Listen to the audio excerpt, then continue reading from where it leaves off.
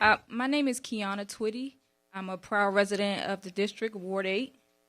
A little bit about myself. I graduated high school from Gwynn Park Senior High School. After high school, I went on to obtain my emergency medical technician license. And I'm also a returning citizen to the district. Being a returning citizen, I can't tell you how big of an opportunity this is for me. It's a second win. Like no other place I feel like you can go and get these type of opportunities. A second chances life is just not afforded to everyone.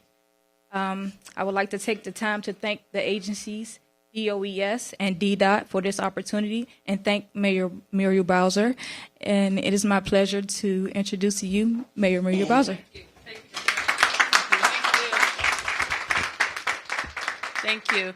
Well, good morning, everybody. I am delighted to be here with you, and I want to thank you for that lovely introduction.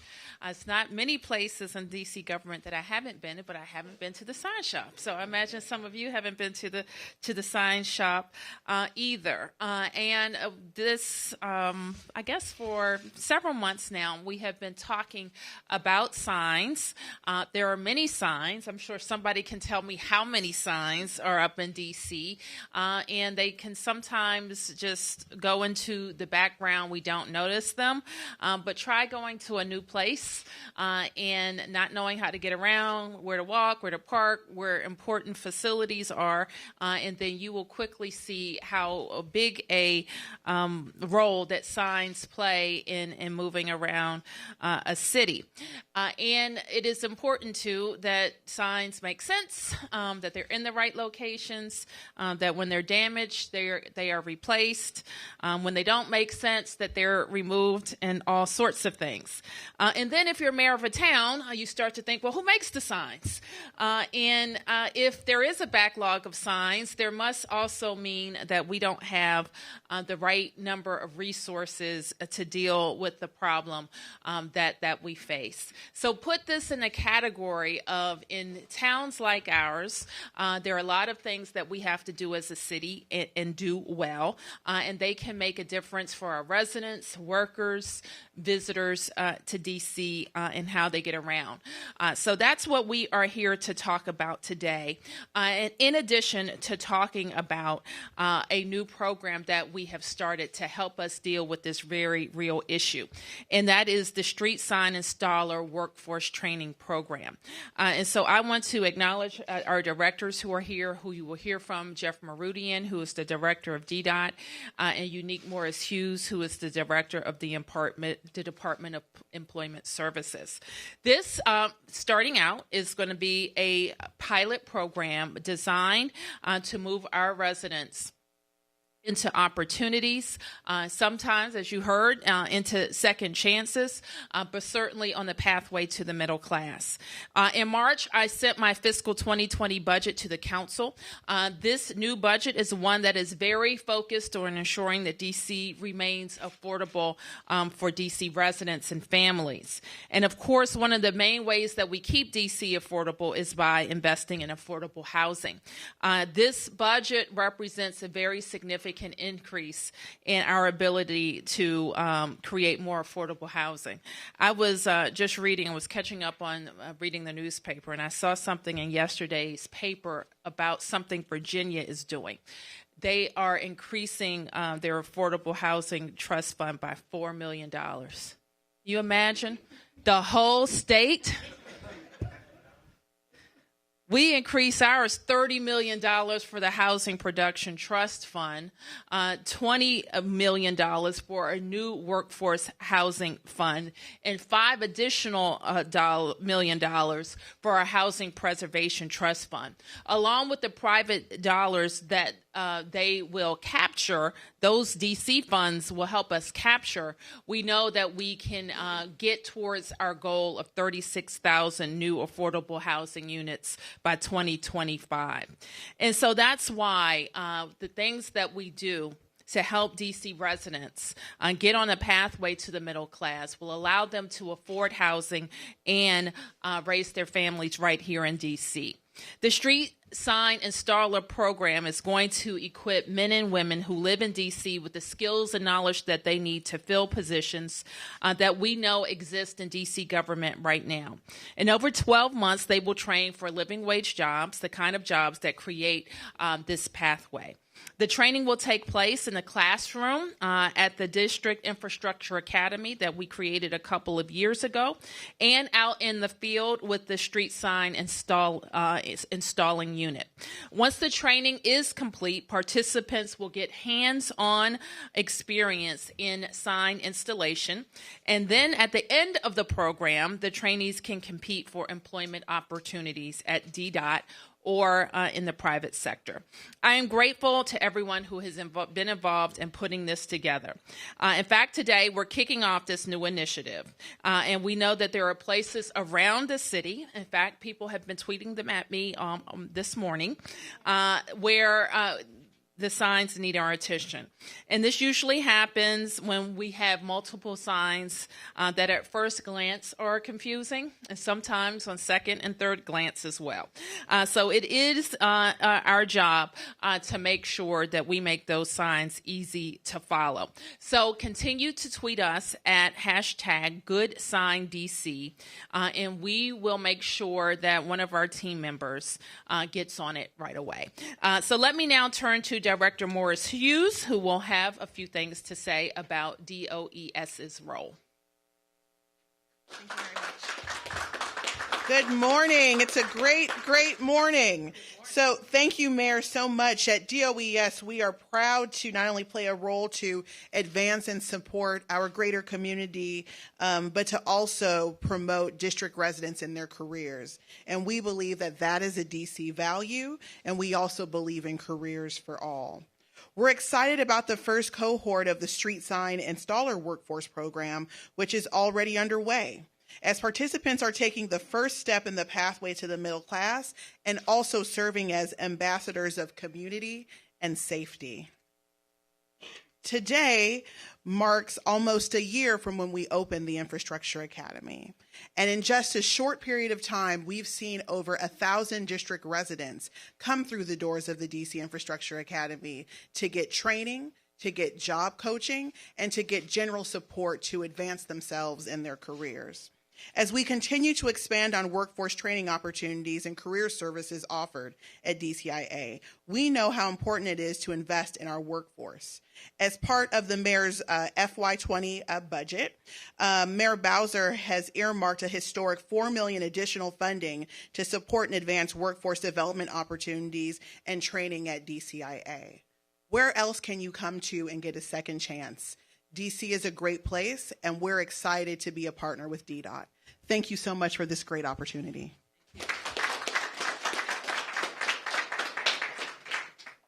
Good afternoon. Thank you, Director, and thank you, Mayor Bowser, for your vision, for your leadership, and for making this day possible. We have been at DDOT waiting with great excitement and anticipation for this day. I want to thank our team here at what we affectionately call G Street, Ogechi Elakawachi, who's here, who's our team manager. I also would be remiss if I didn't thank Tia Plunkett-McQueen, who's our head of HR, who's done a great job in helping to facilitate this program for us at DDOT. We are very excited to welcome 5 new trainees into our DDOT family. I want to welcome you and say how we are so enthusiastic to have you learning among some of our best and getting out there and getting to work and helping us install signage.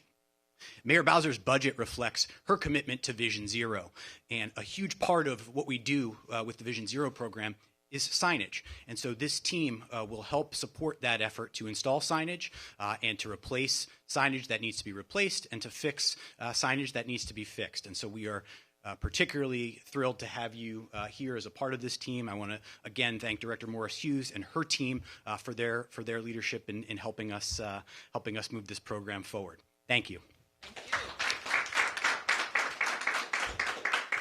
Okay, so now I think we have time for questions, but I also want to acknowledge that we've been joined by Deputy Mayor Lucinda Bowser. Lucinda, let everybody see you. Lucinda is leading our new cluster of agencies that are involved in mobility and infrastructure. And Lucinda, of course, has enjoyed a long career at D.C. government, where she was the very successful director of the Department of Motor Vehicles. So thank you for being here, Lucinda. Also, I want to acknowledge Brian Ferguson, who is the director of the Mayor's Office of Returning Citizens, and we want to thank you for all of your good thinking about how we get our returning citizens back to work and supporting themselves and their families, and also all the ANC commissioners who are here. Thank you for your leadership and all that you do. Okay, any questions from the press? Yes. As far as the training, is that going to be paid, or it's 12 months that a person would have to go to these classes? How long are the classes? And Sure, yes. And let me have Director Hughes talk to you specifically about the arrangement. Sure. So yes, it's a paid training where they will make at least minimum wage, and they also receive a health and wellness subsidy, which we think is really cool in this pilot as well. how long are the hours? So this pilot is about 12 months. It's a combination of classroom instruction and then on-the-job training as well. About 8 hours a day, you think? Yeah, about 8 hours a day. 40 hours a week. Approximately, yes. Okay. Thank you. Mayor Bowser, Yes. you mentioned you've been getting tweets. How big is the problem of confusing signs across the city? I don't know. So let me start there, and let me also just say this: we aren't trying to confuse anybody, and we want people to be able to comply with parking regulations, with loading zones. We don't want anybody to be out of compliance when they try to be in compliance. So that's going to take us looking at different areas, and I'm sure that DDOT has a plan of attack. And Jeff, you might just want to talk about what's kind of already in your bucket to address. Sure. Thank you, Mayor. We have our team has been working to identify signage in coordination with agencies such as the Department of Public Works, who have helped us identify locations that need to be fixed. We also hear directly from from members of the public and from our ANC commissioners. So we have a universe of signage that we know needs to be fixed, and we look forward to hearing from the public about additional existing signage that needs to be fixed, and we're eager to have the team get to work to get them replaced. How could somebody let you know that Sure. there's a sign on their street that they are confused by? So, as the mayor mentioned, they could certainly use Twitter as one way to do it, but also using 311 is another way of letting us know as well. Do you have any numbers on how many complaints, I don't know if complaint is the right word, but how many service orders you have or such? We can certainly follow up with that information. Last question. The mayor mentioned a backlog, that this hiring and training is going to help. What is that backlog? Can you kind of tell us about that? Well, on any given day, we could receive several hundred requests, and so we can't accommodate several hundred in a day. So obviously, what we're doing is working as hard as we can to replace those in a timely fashion. We prioritize them based on safety as well, and so that at any one time there may be several hundred that need to be replaced. And having this additional capacity will help us get there in a quicker time frame. When you say capacity, how many positions are going to be available, or how many need to be filled to be able to get this speeded? Well, right now we're talking about having trainees on board and having them learn the skills and the tools necessary to do these jobs. We have an existing team, of course, that's out there doing that now. And so our goal is to have this team train and be of support as we continue to do this important work. How many people are going to be coming into So this training? let me say this. We haven't added any new FTEs at DDOT to accommodate this at this point. And so what we are now, one of Director Morris Hughes's programs that offers subsidized employment to get people back to work, is actually in partnership with DDOT to get this work accomplished. So we're using a part of training dollars that we have to do work that that DDOT needs to get done. We have used similar programs to see how that helped us to address our service needs. One program I started when I became mayor is called LEAP, where we actually use training dollars out of the Department of Human Services. We created, I think, 18 or I'm going to forget the number now, of new positions of work at our 911 call center. We hadn't hired 911 call takers in 8 years. And we used the DHS training dollars for people getting back to work. And then the director came to me in the next budget year and said, I need these positions in my budget so that they can become permanent positions. And so that is sometimes how it works. Off topic? Yes.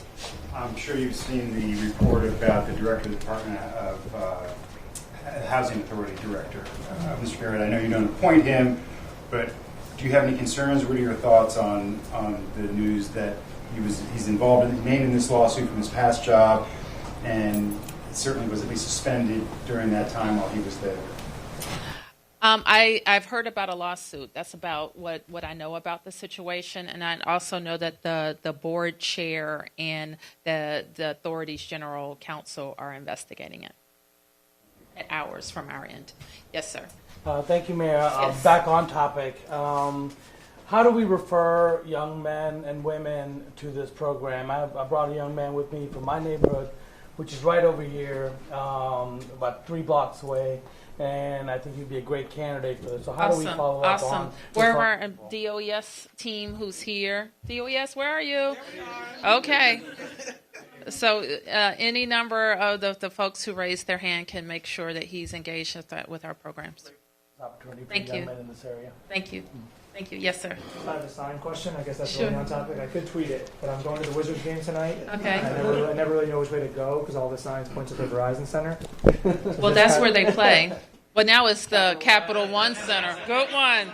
Good one. I don't know how to find the California Arena. Good. You got me. I like it. That's a big thought. signs out there. Maybe you can, give them Okay. some love. That's a good one. We should make them pay for it, too. They should have detailed one of their people to our sign center. There's a lot of our sign problems if we give them that carrot. I think that's a good discussion. That is a good one. I like it. All right. Any other questions? They are a bank, after all, Capital One. All right. Very good. Thank you. So I think we're going to see how our sign is fabricated. Once again, it's serious business, too, that we're talking about. First of all, we're talking about some employment opportunities and getting D.C. residents trained for D.C. jobs. But also, if signs aren't right, people are doing this, they're driving, and they don't know where they're going, and it can be problematic. So let's get some signs up as soon as possible. Thank you, everybody.